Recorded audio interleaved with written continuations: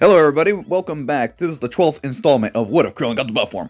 Anyways, for a quick recap, last time in Power 11, we dealt with the Golden Frieza saga, as Golden Frieza was revived, as all the Z Fighters had to take him on, from Android 18, to Goten, to Trunks, to our boy Krillin, to the Saiyans, and finally, with combined efforts, after the deadly transformation of Golden Frieza, Goku would bust out his new transformation, Super Saiyan Blue, and on top of that, he busted out the technique, Super Saiyan Blue Kaioken. And thus he would take out Golden Frieza, and where we would pick off after that is... Krillin,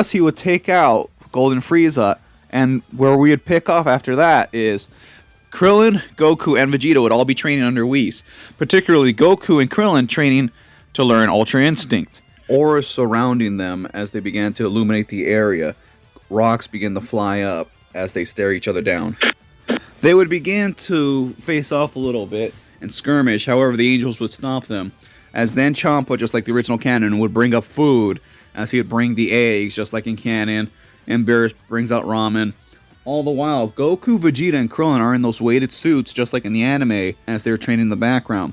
As the discussion picked up quite a bit, both of the destroyers began to use the food, as then Champa would, after a bit, wanted to just be blatant, wanted to get access to the Super Dragon Ball, so proposed a tournament, just like the original canon. Now then, this time, the team roster is going to be quite a bit different, I'm not going to lie, for this tournament.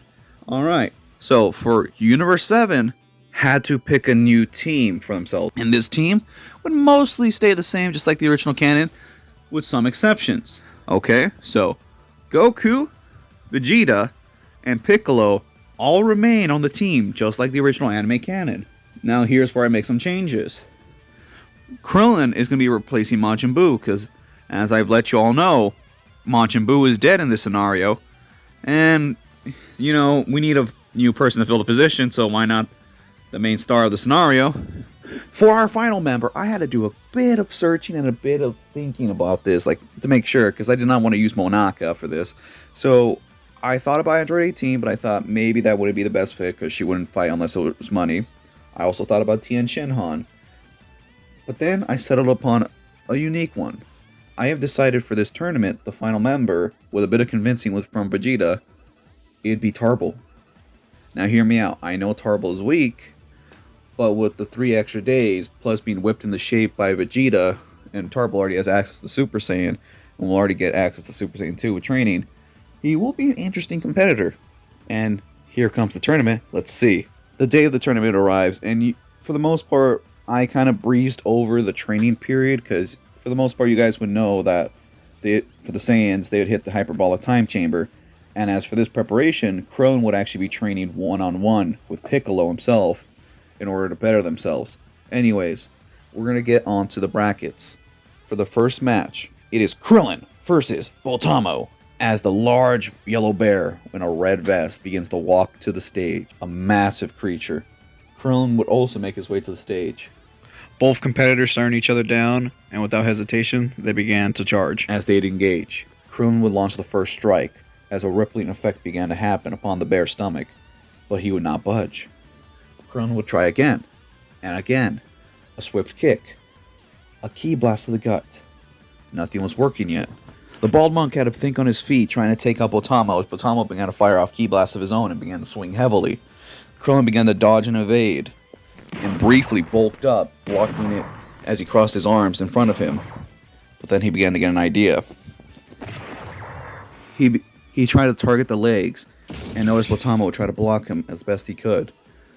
He would force the big bear onto his back as he would sweep his legs, unveiling a good old-fashioned Thundershock Kamehameha to electrocute the bear, to stun him for a brief moment, as he'd flare up into a Kaioken ×5 all bulked up, speeding towards the bear, grabbing his leg and began to struggle before beginning to spin with all his might and chucked Batamo out of the ring.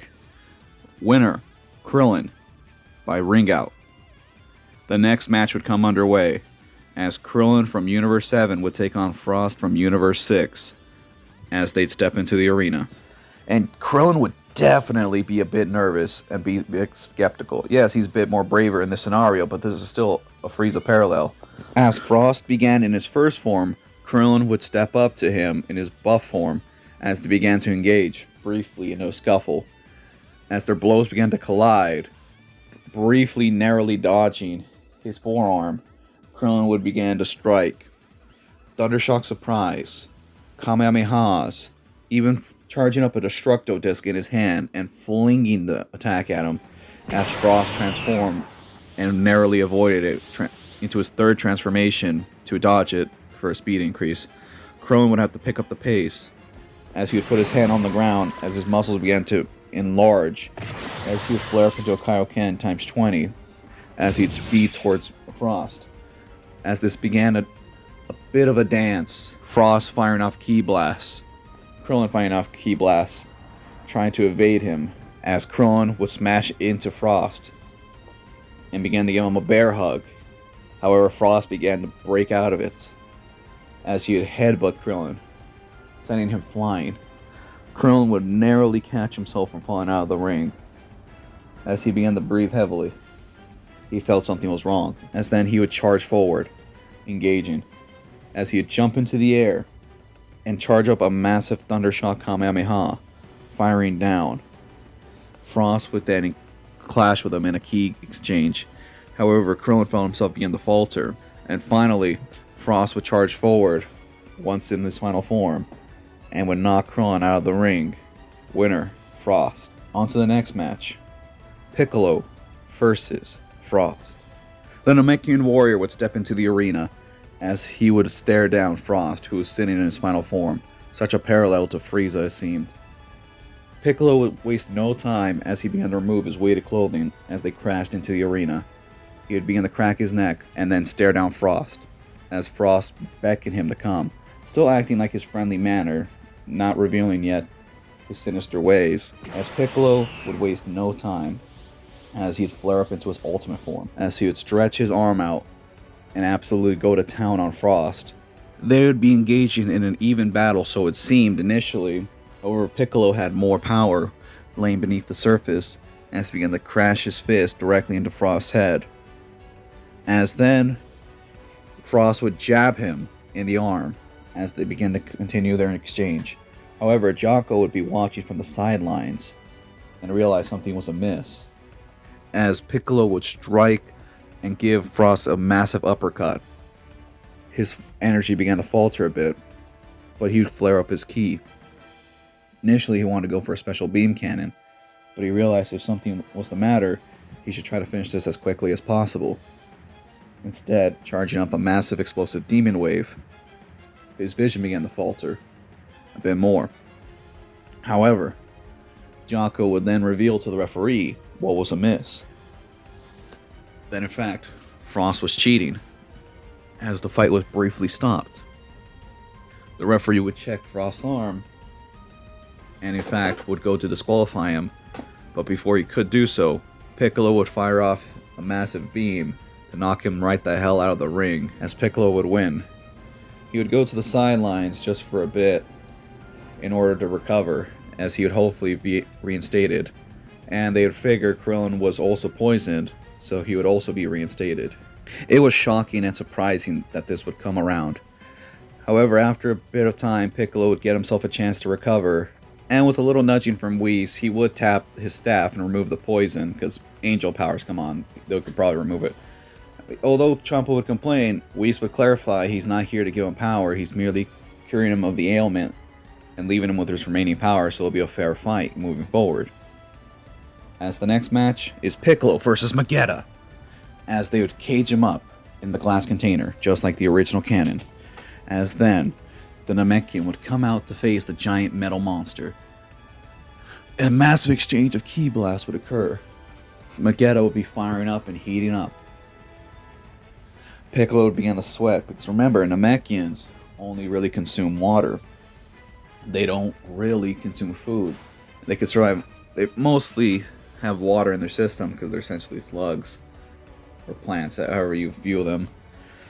So the heat begins to really get to him. If it got to Vegeta, it especially gets to Piccolo. However, Piccolo would roar out a freaking insult as he would blast Vegeta through the glass. Winner, Piccolo. Next matchup. Before Vegeta gets himself to the arena wanting to fight Kaaba, one of the other members step up to fight. As Tarble, of all people, steps up, as it's going to be Tarble versus Kaaba. And this is going to be an interesting matchup, to say the very least. Two short Saiyans make themselves known, and they both begin to interact a little bit prior to the fight. They actually find themselves quite amenable to one another, as both of them were quite friendly and did not follow the ways of, say, Vegeta. So they began to engage. Tarble would start in base versus Kaaba, but it was more than an even fight. In fact, Kaaba had a bit of an advantage, as remember, he went toe-to-toe with base Vegeta in the original canon. So Tarble would actually be a bit on the back foot for a bit as they began to exchange ki blasts, and Tarble would jump in the air to fire a Gallic gun. However, when he began to feel the physical pressure being pushed upon him, Kaaba would really double down on this. Then Tarble, having no choice, would flare up into Super Saiyan in order to gain back the advantage. But Kaaba was not completely out of the race yet, as he was still quite a formidable fighter, although he was curious about this transformation. And Tarble, in a much more gentler manner, began to coach Kaaba. He couldn't get it out of him out of sheer rage and such. He wasn't that kind of Saiyan. But I guess you can blame Tarble in this situation. Do a tingly back sensation or whatnot. Just like coach him, motivates him to unleash the transformation. As eventually, Kaaba would go Super Saiyan. And Tarble and him began to collide, going blow for blow. However, Kaaba had the slight advantage just for a moment, where Tarble would finally flare up the Super Saiyan 2. As they would really go at it now, just unleashing everything they had. That being said, Kaaba, despite not having the Super Saiyan 2 transformation, would actually score the victory on Tarble due to his better experience in combat, overall being in the Sadala Force, as he would sweep Tarble's legs and proceed to blast him out of the arena. Winner, Kaaba. As then, Vegeta would make himself known, as Vegeta would enter the arena to square up with Kaaba. And he would see that his little brother managed to coach Kaaba to be a Super Saiyan, so he would answer in kind, going Super Saiyan, as he would join the smaller Saiyan in combat, absolutely loving this, and began to talk to him, learning a bit about Sadala, comparing it to his own world. But eventually, Vegeta would knock Kaaba out of the arena.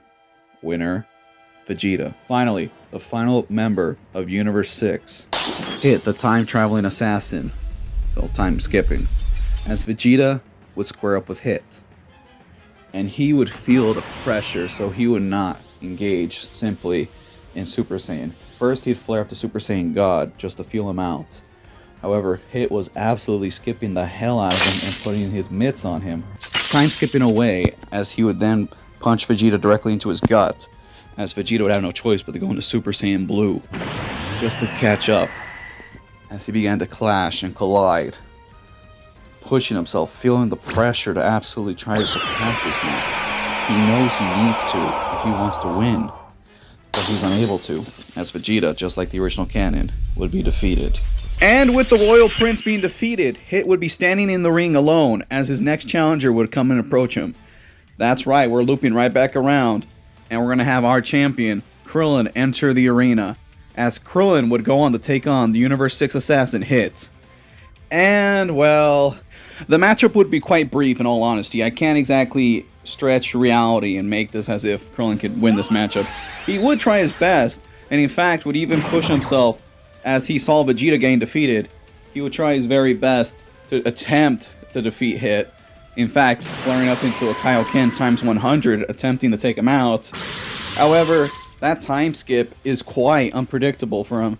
And unfortunately, even with his Yardratian training, Ultimate Form, Kaioken, and Buff Form, he just can't breach that level where Hit in the original canon, just like now, was surpassing a blue level Vegeta. Not saying Krillin is weak by any means in this scenario, especially not. He's way stronger than he is in the original canon. He's just not at that level yet. He's still training. He's working towards this. Anyways, that being said, the next matchup is Piccolo versus Hit. After Krillin gets defeated and leaves the arena, the Namekian warrior would step out in his ultimate form, going to engage the assassin. And initially, it is practically looking the same, as even in his ultimate form, and training alongside Krillin and them, it still does not look like it's enough. Ramping up his own Kaioken upon his ultimate form, as he would engage against Hit, stretching his Namekian arms, and trying to any way to dissuade and confuse his opponents, as Hit would be adapting, trying to mix up Piccolo, as Piccolo would use his multi-form technique, branching around, trying to charge up a special beam cannon, get struck directly in the back, into the chest, across the face. He would be sent flying. With little choice, he would stretch his arm into the arena as he would cling onto it, trying to power up, trying to reach for deeper power within himself, trying to hopefully unlock something else. However, Hit would time skip and proceed to knock Piccolo out of the arena. Winner, Hit of Universe 6. Finally, the final match. Son Goku of Universe 7 would take on the assassin Hit of Universe 6. Son Goku would engage with Hit as he would try to test him out, but he would see, as he saw priorly with Vegeta, Super Saiyan Blue was not going to be enough. So he would actually start off in Blue to take him on, to pace himself. However, he would start to learn from the tricks, having the opportunity of not seeing just one fight, but 3 fights of getting to bear witness to the time skip before him. So now, he devised his plan. As Hit began to increase more and more with his time skipping, Goku would flare up into a Kaioken times 10. And mind you, this is a much stronger Kaioken times 10 than the original canon. He is a much stronger Son Goku than the original canon. And this fight is pushing him above Hit here, as he'd begin to counter the time skip. And he'd be able to push it further as Hit would increasingly begin to power himself up, as suddenly we hear a Kaioken times 20 proceeding to speed blitz Hit, as he would strike him across the head, sending him flying, as Hit narrowly put himself back in the ring as he would speed forward. Goku firing off a Kamehameha. Hit avoids it, only for Goku to close the distance and charging up his fist with the Kaioken times 20 and proceed to smash Hit in the stomach and send him out of bounds. Winner, Son Goku of Universe 7. The tournament was finished. One remained. And the wish, just like in canon, goes to Universe 7, and the same wish would be made. Nothing's going to change on that. Beerus is going to be nice to his brother. He's going to restore Earth of Universe 6. There's nothing I'm going to change on that part. Now then, the aftermath. As a certain saga is coming. You guys already know it well. Pretty well. That's right, the next saga is the Goku Black Arc. That'll be coming sooner rather than later. Who knows, depending on how schedules go. But besides that, our fighters would begin to reevaluate where they're at currently, as Krillin realized, as he's currently Earth's world champion of the tournament, he needs to better himself. And he just saw a first-hand example. He did nothing to Hit in the long term.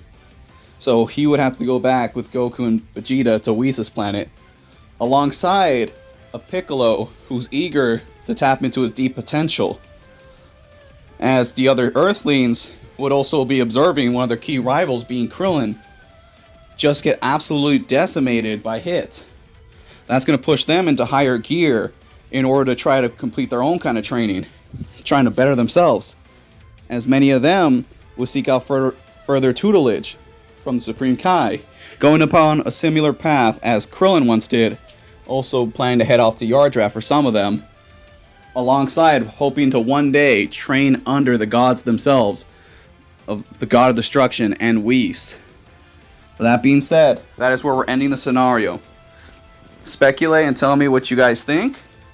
How do you think this scenario will change the Goku Black Arc, if there might be any changes at all? Because I'll be honest, I currently do not see that many differences, but who knows, maybe we could spice it up with a certain unlocking of certain transformations, or new paths you guys may want to see certain characters. Like, what would you like Tien to do, or Yamcha to do, or Tarble? Just let me know. That being said, this has been Jordan the Wolf, and he will be signing out. Peace, everybody!